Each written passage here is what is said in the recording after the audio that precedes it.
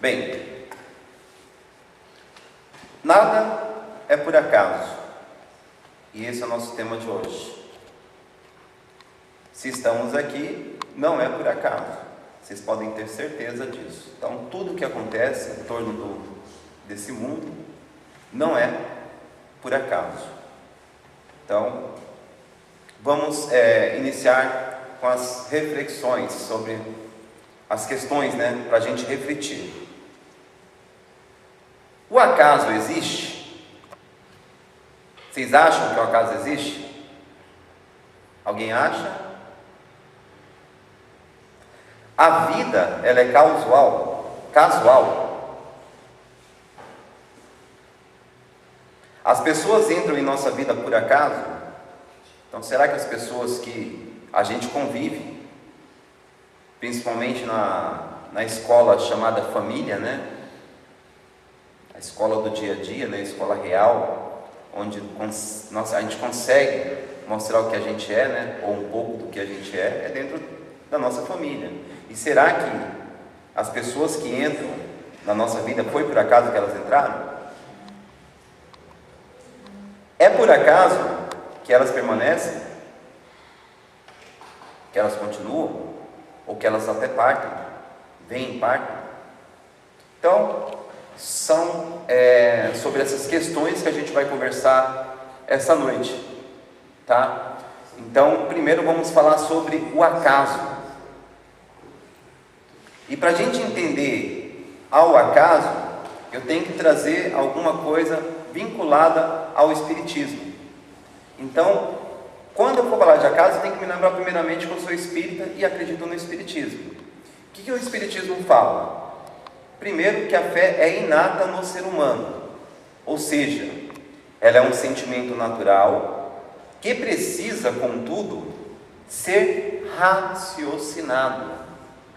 Então, dentro do Espiritismo, a gente tem uma fé raciocinada e temos que entender que nada é por acaso. Não adianta apenas crer, é preciso saber por que se crê e não só crer, eu acredito no Espiritismo, pronto, acabou. Não, tem que saber por que eu acredito no Espiritismo. É nesse sentido que Allan Kardec elaborou a codificação.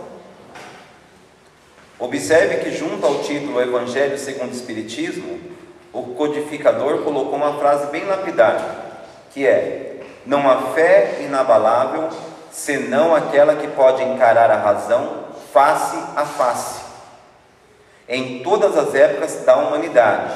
Quer dizer, nunca aceitar nada sem o crivo da razão. E muitas vezes nós nos deparamos com pessoas, acontecem situações no dia a dia, no cotidiano, que muitas vezes as pessoas esboçam uma reação de apavoro, de susto, até de exagero, enquanto o espírita, ele observa aquilo, ele vê, começa a refletir sobre determinada situação e muitas vezes é até considerado frio. Já teve situações a qual, nossa, você viu o que aconteceu naquele momento? Aí eu vi. Ué, e você não vai se espantar, não vai ficar admirado, não vai falar? Não, porque nada é por acaso. Se tinha que acontecer, aconteceu, e era para acontecer. Não tem como fugir disso.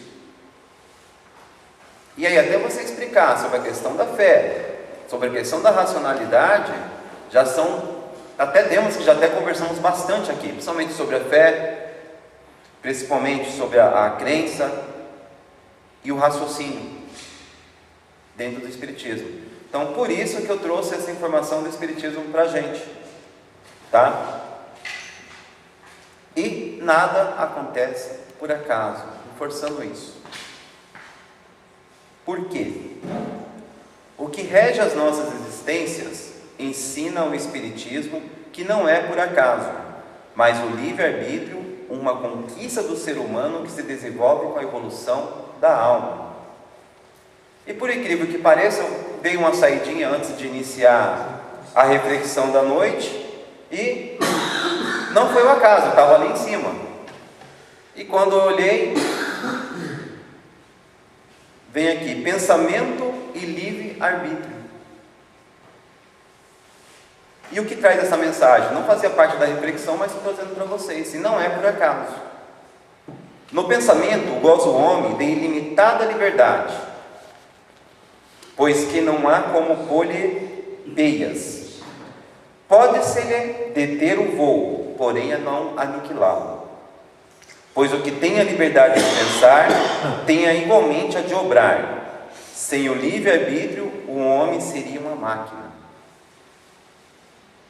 Então, tudo que acontece em nossas vidas está envolvido, o livre-arbítrio está envolvido diretamente. As nossas escolhas, os nossos caminhos. E de que forma a gente decidiu isso? Quando estamos na erraticidade, ou seja, antes do processo reencarnatório, consiste na escolha do gênero, de existência e de natureza de provas, dois itens fundamentais na chamada programação reencarnatória. Erraticidade, todos vocês conhecem, sabem? Sim? O pessoal que estava na evangelização semana passada sabe porque eu falei, né? Bem, erraticidade é o estado que o espírito se encontra, tá? Depois do desencarne. Então é o estado que ele se encontra, não o lugar que ele se encontra, mas o estado que ele vai se encontrar naquele momento, tá? Então, na erraticidade, no processo reencarnatório dele, que ele vai voltar, ele faz as escolhas dele, porque ele tem o livre-arbítrio. Então ele vai escolher a forma que ele quer vir, a forma de vida que ele vai querer. Ele vai saber o quanto ele já errou e o quanto ele está acertando. Então isso vai ser o livre-arbítrio dele. O livre-arbítrio exercita-se, porém de modo diferente quando estamos na erraticidade, conforme eu falei. E quando no plano físico, assunto que Kardec elucida de forma magistral no item 872 do Livro dos Espíritos. Fica uma lição de casa, são 3 páginas, uma questão levou quase 3 páginas para responder. Só que a forma que ele coloca sobre o livre-arbítrio é muito bem explicado, na questão 872 do Livro dos Espíritos. Ele vai colocar muito bem colocado. Se tivesse extraído informações desse livro, daria, eu acho que 2 horas de reflexão aqui. Mas ele explica de forma magistral a questão do livre-arbítrio. E principalmente quando estamos no plano da erraticidade. E reportando-se ao assunto, André Luiz, ele pede que evitemos o uso do vocábulo acaso. Ele pede. Tanto quanto as palavras de sorte e azar, que já conversamos aqui também. Tá? Então, evitar acaso, evitar sorte, evitar azar, isso não existe. Porque tais termos não têm a significação que lhes atribuímos. Não existe. E ele continua. Existe uma frase, né? Depois de uma tempestade, diz o ditado popular, vem a bonança. E André Luiz discorda dessa frase, asseverando: depois da tempestade, aguarde outras. E não é assim no nosso dia a dia? Vem uma turbulência, vem uma tempestade, a gente consegue resolver, daqui a pouco está tudo bem, tudo lindo, tudo em flores, mais outra tempestade, mais um desafio para a gente superar. Só que, em compensação, em vez de afirmar que há males que vêm para bem, podemos dizer que todos os males vêm para o nosso bem. E isso eu até comentei na minha última reflexão sobre a gratidão. Devemos agradecer os males que vêm para a gente também. E olha como ele coloca aqui: podemos dizer que todos os males vêm para o nosso bem. E não é acaso.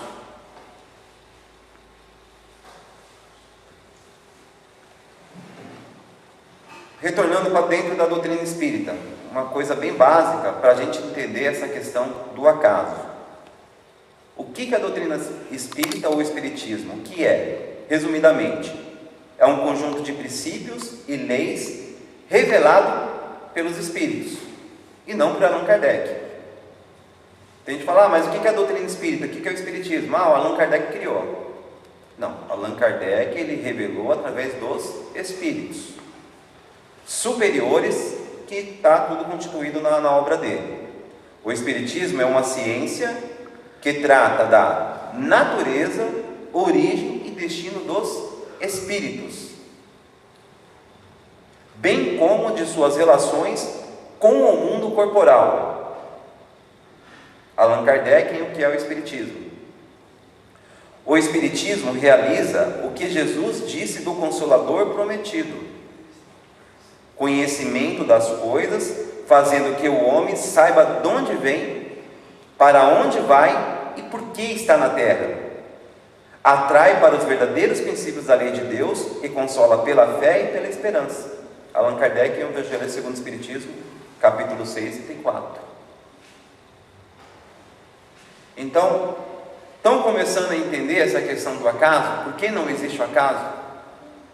E não é só dentro da doutrina espírita, em todas as situações, em qualquer religião, em qualquer lugar do planeta.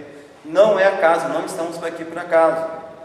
Situações que acontecem em outros países por aí afora não é por acaso. E a gente tem que entender isso.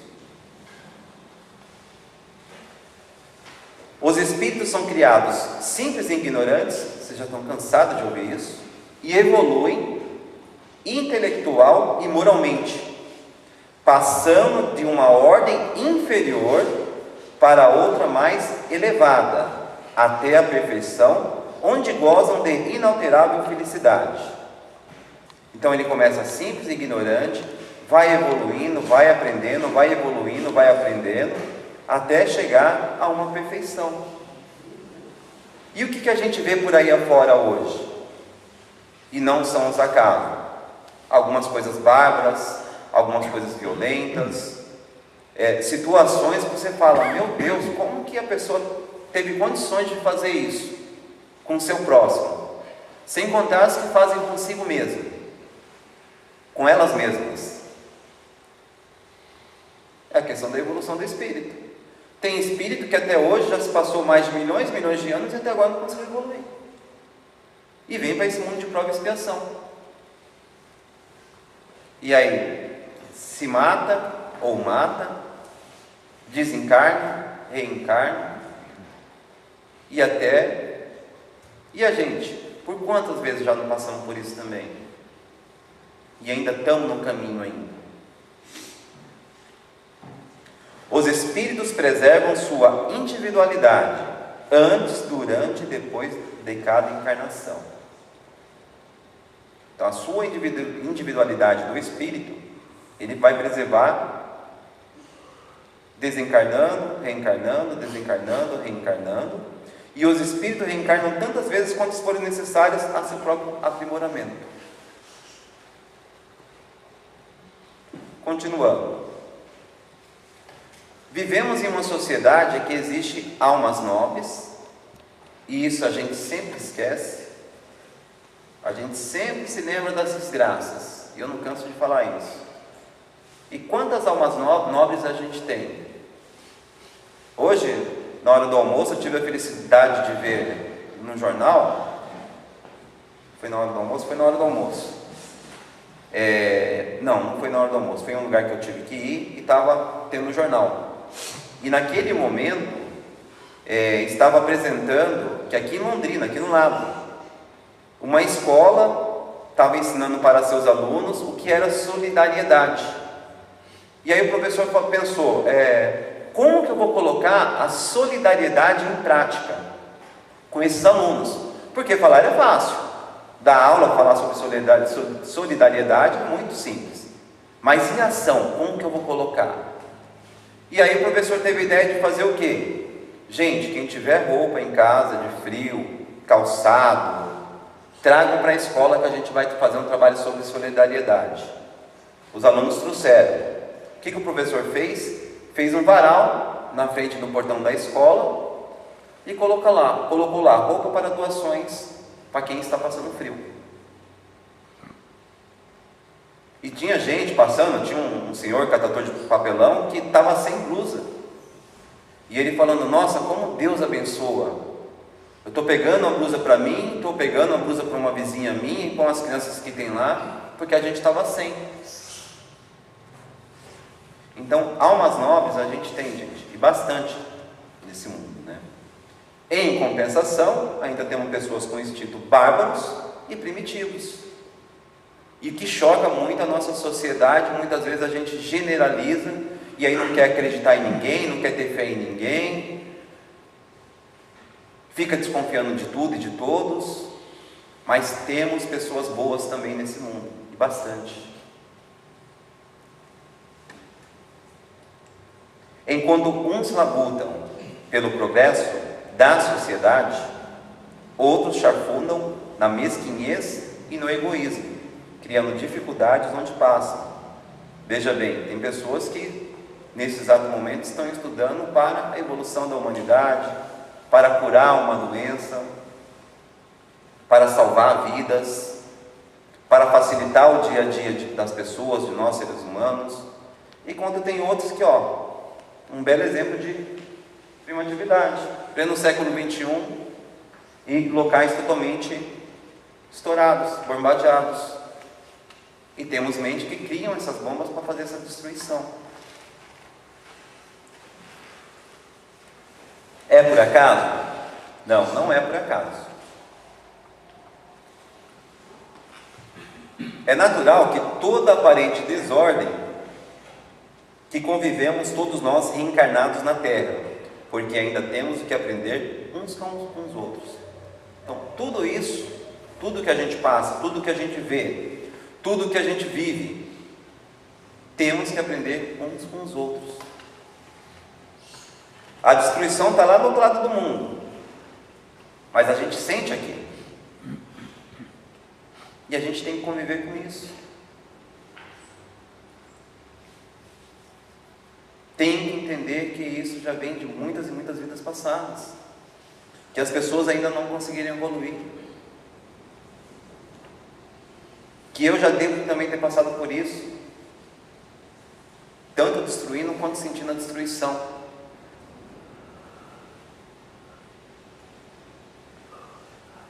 Deus, ao nos enviar para renascer neste planeta, sabe se ele é o melhor ambiente para o nosso aprendizado. Enquanto houver lições a se aprender aqui estaremos matriculados no processo de renascer e progredir.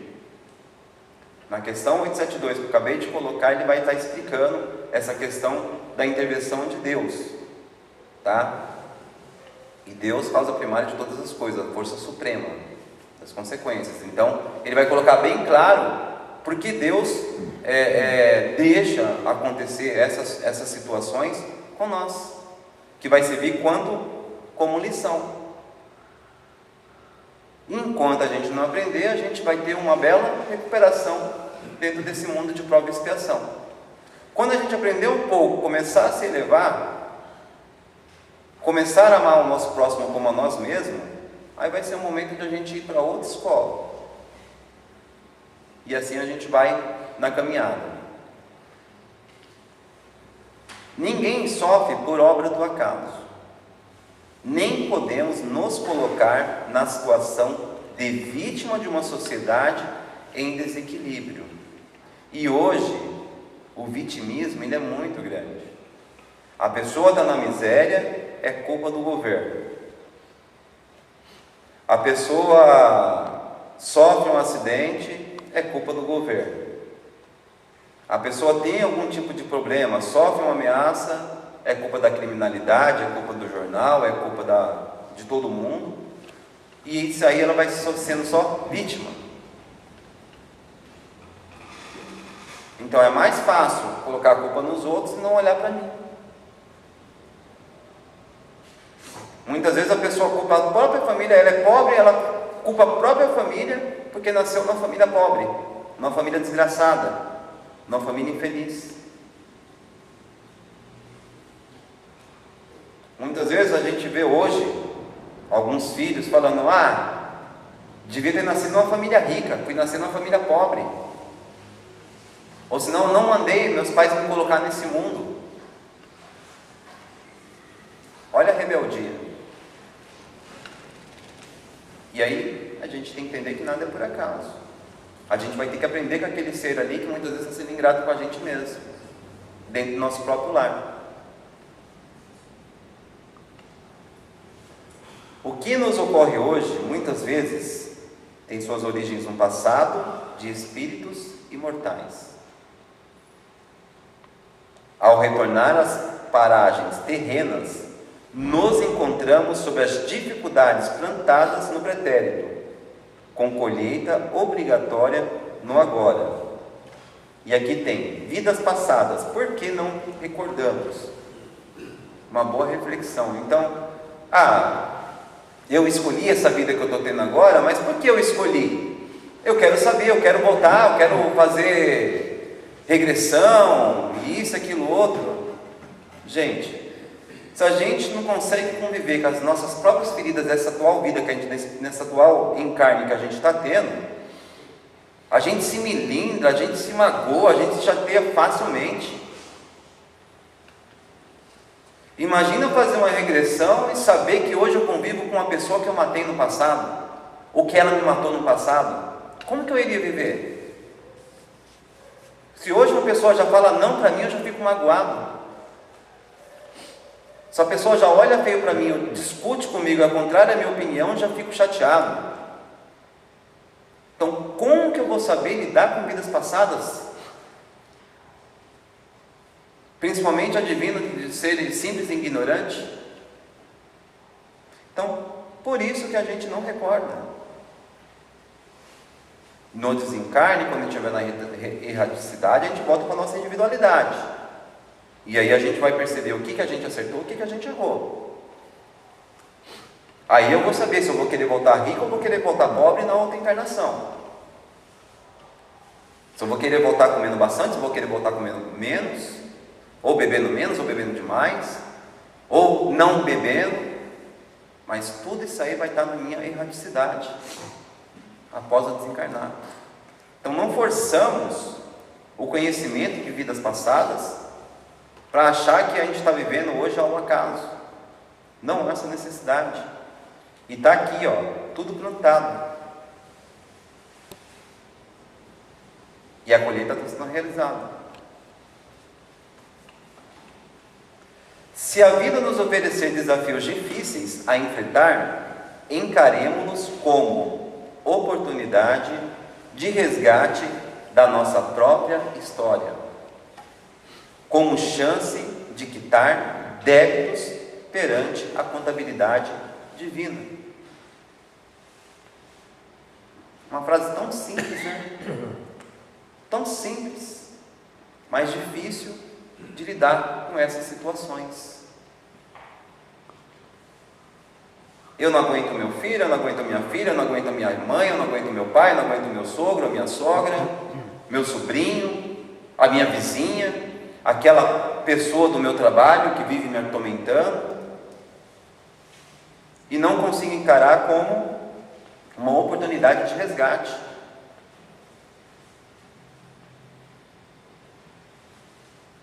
Sendo que a oportunidade está agora. Então, eu abrevio isso aí, na próxima vida vocês vão voltar a ficar juntos de novo para ver se aprende. Então, as importantes lições que os momentos difíceis trazem. E são os principais momentos difíceis que a gente aprende a lição. No impacto.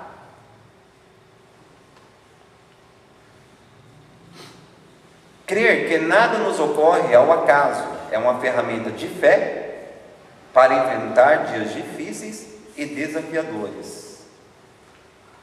Não há o que temer, sejamos prudentes, cuidadosos, mas sem resvalar em fobias e medos em nosso coração, lugar de onde a fé não deve se ausentar. E lá está lá, fé sem ação não é nada, então corre. Temos que ter fé, mas também temos que agir. Foi o que o professor lá de Londrina fez. Ensinou que é caridade, agora vamos colocar a caridade em prática. Imagina como a recordação que essas crianças vão ter daqui para frente, de hoje para frente. Tem criança, tenho certeza que tem criança que nunca soube ouvir falar sobre o que é a solidariedade. E a partir desse momento vai começar a ser solidário. Encontros, desencontros, chegadas, despedidas, alegrias e tristeza. Em nossa existência, nada ocorre por acaso. A vida é cheia de encontros, desencontros e reencontros, mas vai de cada pessoa saber usufruir daquilo que almeja a cada momento que lhe vem. Muitas vezes passam pessoas tão boas na nossa vida, mas de forma tão rápida. Quantas vezes já aconteceu isso?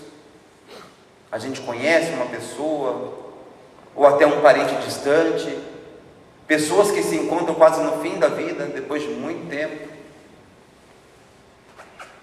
Tem uma história, que passou no momento espírita recentemente, de 2 irmãos que foram separados pelo destino, lá do Nordeste, vieram para o Rio trabalhar, e ficaram acho 40 anos sem ver, 40 ou 30 anos sem se ver. E aí um dos irmãos voltou para a cidade dele, que era Maceió, adoeceu e foi para o hospital. Quando chegou no hospital, estava lá, né, e os médicos estavam conversando tudo. Nossa, não dá para acreditar, não sei o que, mas aí o que aconteceu? Que um que estava num quarto, tinha o mesmo nome de pai e mãe do outro paciente que estava no outro quarto. E aí quando foram ver, os 2 eram irmãos, eram os irmãos que se desencontraram, que não tinha comunicação, não tinha nada, né? Depois de 40 anos, dentro de um hospital, cada um em um quarto. É o acaso isso, gente? Não é. Colocaram os 2 juntos, fizeram uma festa, mas que bacana, né? Então nada é por acaso, gente. As provações e tribulações pelas quais passamos, os sucessos e os insucessos da vida, o país no qual residimos, a religião que professamos, as condições financeiras de que desfrutamos, para tudo há uma explicação. Para tudo há uma explicação. Basta eu querer entender. E hoje eu vejo algumas situações, né, muitas vezes dentro da minha própria vida mesmo, né, que eu falo que tem que estar passando por isso mesmo. E não adianta querer correr, não adianta querer sumir, porque é para eu estar vivendo isso. E muitas vezes eu converso com pessoas que têm problemas bem maiores que o meu, bem mais vastos. E vejo a pessoa de pé, a pessoa erguida ali. Conversando com pessoas, a gente trabalha com clientes, muitas vezes teve situação em que a pessoa perdeu 100 mil reais. Ah, eu perdi 100 mil reais, não sei o que, o outro perdeu 50 mil, trabalhando. Mas está lá de pé, trabalhando de novo, correndo atrás. Olha que coisa interessante.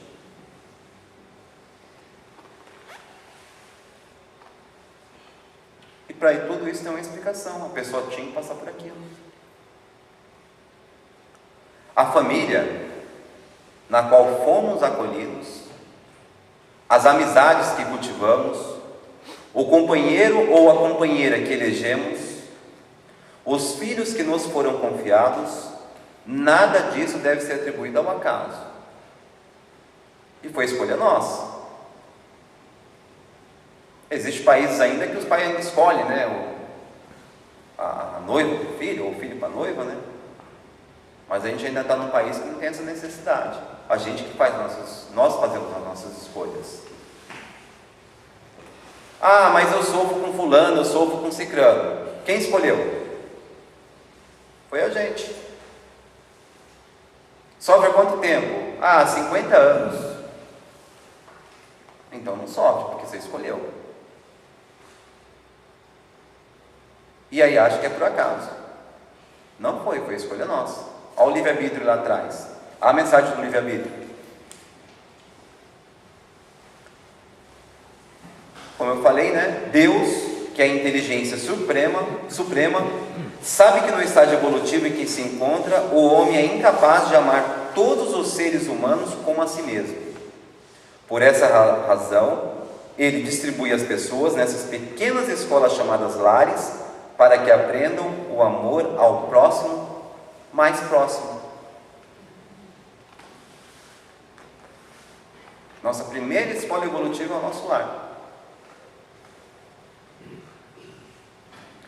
Então, atentemo-nos às nossas escolhas. São elas as responsáveis pelos acontecimentos, tanto do passado, quanto pelos do presente e futuros, felizes ou infelizes, comumente atribuídos ao acaso, à sorte, ao azar. E ali estão as direções: razão, emoção. Tem gente que muitas vezes fala: eu sou muito emocional, comigo é assim, falou já a história e depois que eu vejo se eu tenho razão ou não. Tem outros que são muito racionais. A casa está enchendo d'água, o negócio a pessoa está lá pensando, raciocinando para ver se deve ficar, se não deve, se deve viver, se deve morrer. Para tudo tem que ter um equilíbrio, gente. A vida é feita de escolhas, certo ou errado. Cabe a gente escolher. Muito obrigado a todos.